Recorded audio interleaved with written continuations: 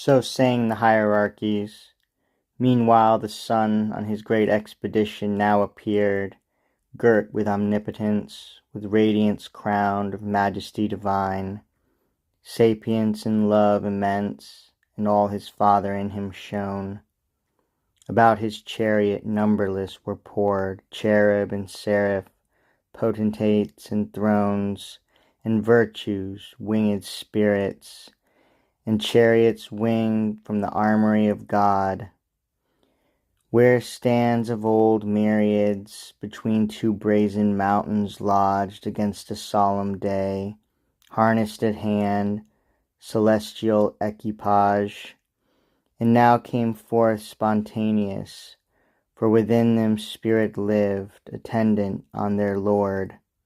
Heaven opened wide her ever-during gates, harmonious sound on golden hinges moving, to let forth the King of Glory in his powerful word and spirit, coming to create new worlds. On heavenly ground they stood, and from the shore they viewed the vast immeasurable abyss, outrageous as a sea, dark, wasteful, wild, up from the bottom turned by furious winds and surging waves as mountains to assault heaven's height, and with the centre mix the pole. Silence, ye troubled waves, and thou deep, peace, said then the omnific word, your discord end. Nor stayed, but on the wings of cherubim uplifted, in paternal glory rode far into chaos and the world unborn. For chaos heard his voice, him all his train followed in bright procession to behold creation and the wonders of his might. Then stayed the fervid wheels, and in his hand he took the golden compasses, prepared in God's eternal store, to circumscribe this universe and all created things. One foot he centered, and the other turned round through the vast profundity obscure, and said, thus far extend, thus far thy bounds, this by thy just circumference, O world.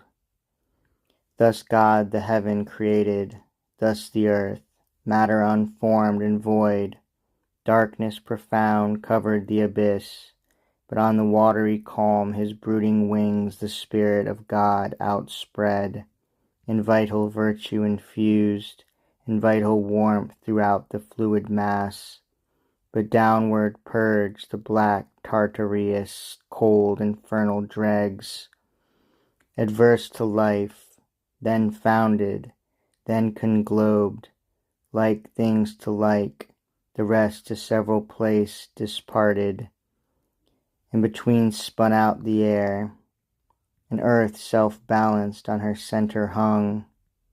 Let there be light, said God, and forthwith light ethereal, first of things, quintessence pure, sprung from the deep, and from her native east to journey through the airy gloom began, sphered in a radiant cloud, for yet the sun was not. She in a cloudy tabernacle sojourned the while. God saw the light was good, and light from darkness by the hemisphere divided, light the day, and darkness night he named.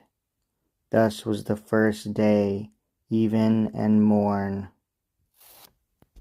Nor passed uncelebrated, nor unsung by the celestial choirs, when orient light exhaling first from darkness they beheld, birthday of heaven and earth, with joy and shout the hollow universal orb they filled, and touched their golden harps, and hymning praised God and his works.